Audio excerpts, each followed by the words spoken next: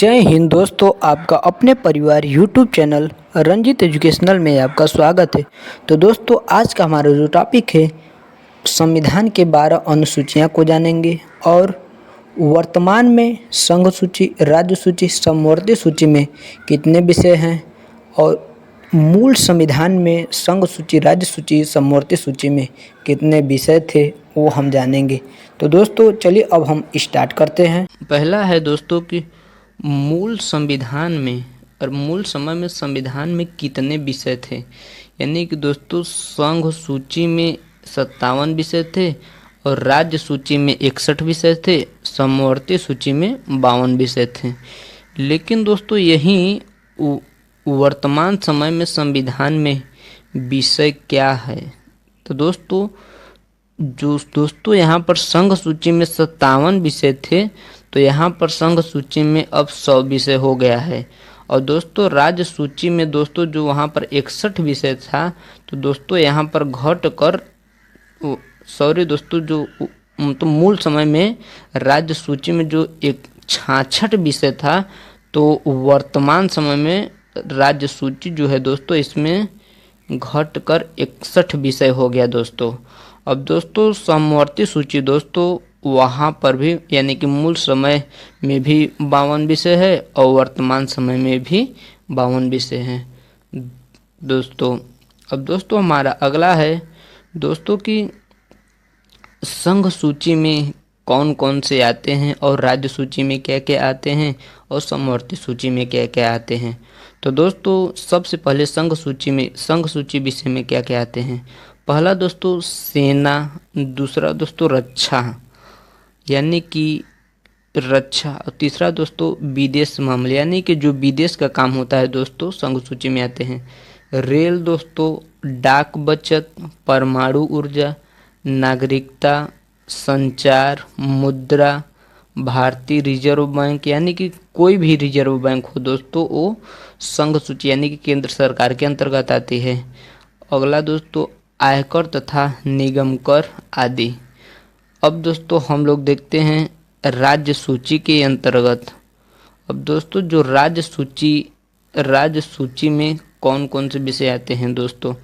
पहला है न्यायालय, राज्य की पुलिस, जिला अस्पताल, सफाई, पशु, सिंचाई, कृषि, सड़क, वन, वाट, माप, और दोस्तों लास्ट है कारागार आदि। तो दोस्तों आप लोगों ने देख लिया कि राज्य सूची में इतने विषय आते हैं। अब दोस्तों हम लोग देखेंगे कि समवर्ती सूची में यानी कि कितने विषय आते हैं। समवर्ती सूची का दोस्तों मतलब ये होता है कि जो राज्य सूची और केंद्र सूची दोनों ही वहाँ पर मतलब अपना मतलब दोनों के मत से कानून बने। जैसे दोस्तों शिक्षा, दीवानी एवं फौजदारी, मुकदमे, श्रम कल्याण, कारखाने, समाचार पत्र, आर्थिक एवं सामाजिक नियोजन, प्रदूषण केंद्र, परिवार नियोजन आदि।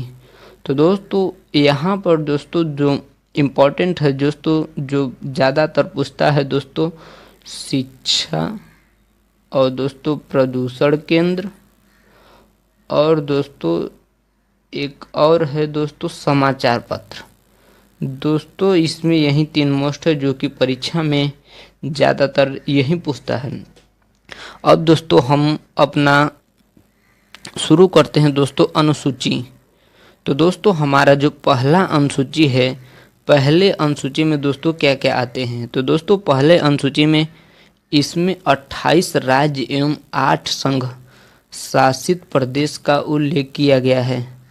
और दोस्तों जो दूसरी अनुसूची है दोस्तों, दूसरी अनुसूची में पदाधिकारी के वेतन, भत्ते एवं पेंशन का उल्लेख किया गया है। तीसरी अनुसूची में दोस्तों शपथ ग्रहण का प्रावधान दोस्तों किया गया है। अब दोस्तों हम लोग अगला मतलब आगे देखते हैं अगले अनुसूची में क्या क्या दिया है। दोस्तों जो हमारी चौथी अनुसूची है इसमें दोस्तों आते हैं राज्य एवं संघ क्षेत्रों का राज्यसभा में प्रतिनिधित्व। और दोस्तों 5वीं अनुसूची दोस्तों अब हम लोग देखेंगे कि 5वीं अनुसूची में क्या क्या आते हैं। 5वीं अनुसूची में दोस्तों आते हैं अनुसूचित क्षेत्र एवं अनुसूचित जनजाति क्षेत्रों में प्रशासन और नियंत्रण के बारे में।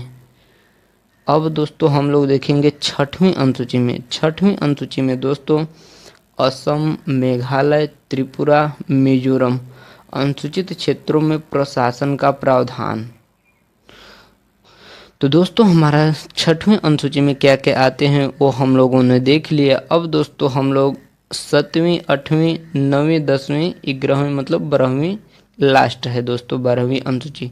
तो दोस्तों अब हम लोग देखते हैं कि 7वीं, 8वीं अनुसूची में क्या क्या आते हैं। तो दोस्तों हम देखेंगे 7वीं अनुसूची में संघ राज्य संबंध तथा शक्तियों का विभाजन और संघ सूची में 100 विषय हैं। दोस्तों ये तो हम लोगों ने पहले ही जान चुका। और राज्य सूची में 61 विषय हैं। समवर्ती सूची में 52 विषय हैं। अब दोस्तों हम लोग देखेंगे 8वीं अनुसूची। 8वीं अनुसूची में दोस्तों इसमें भारत के 22 भाषाओं का उल्लेख किया गया है। 22 भाषाओं का उल्लेख किया गया है। अब दोस्तों हम लोग अगली अनुसूची देखते हैं। अगली अनुसूची यानी कि दोस्तों 9वीं, 10वीं। 9वीं अनुसूची में दोस्तों क्या क्या दिया है। 9वीं अनुसूची दोस्तों पहला संविधान संशोधन प्रक्रिया 1951 द्वारा जोड़ी गई। और दोस्तों राज्य की संपत्ति का उल्लेख भी इसी अनुसूची में किया गया है। पहला संविधान संशोधन प्रक्रिया 1951 में जोड़ी गई और राज्य की संपत्ति का भी उल्लेख किया गया है। अब दोस्तों हम लोग देखेंगे कि 10वीं अनुसूची में क्या क्या आते हैं। तो 10वीं अनुसूची दोस्तों जो है इसमें 52वां संविधान संशोधन प्रक्रिया 1985 में जोड़ा गया।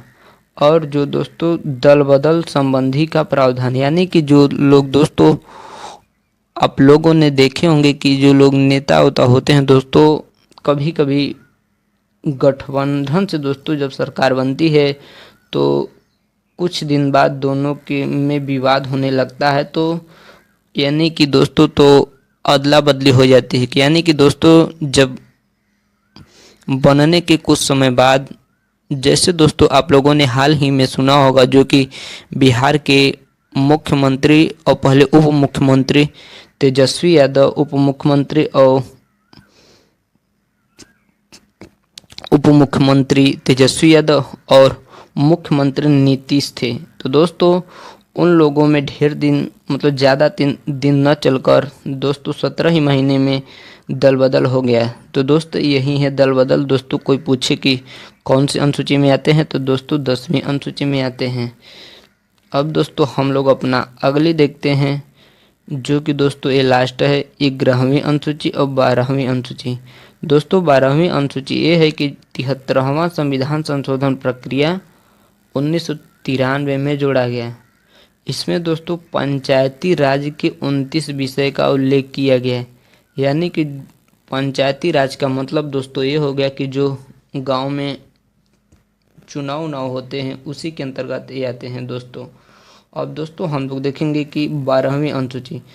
12वीं अनुसूची ये है दोस्तों कि इसमें 74वां संविधान संशोधन प्रक्रिया 1993 में जोड़ा गया तथा नगरीय निकाय के 18 विषय का उल्लेख किया गया। यानी कि दोस्तों जो नगर में चुनाव होते हैं उसी का उल्लेख किया गया है। अब दोस्तों हमारा क्वेश्चन समाप्त हो गया। अब दोस्तों हम लोग अगले वीडियो में मिलते हैं।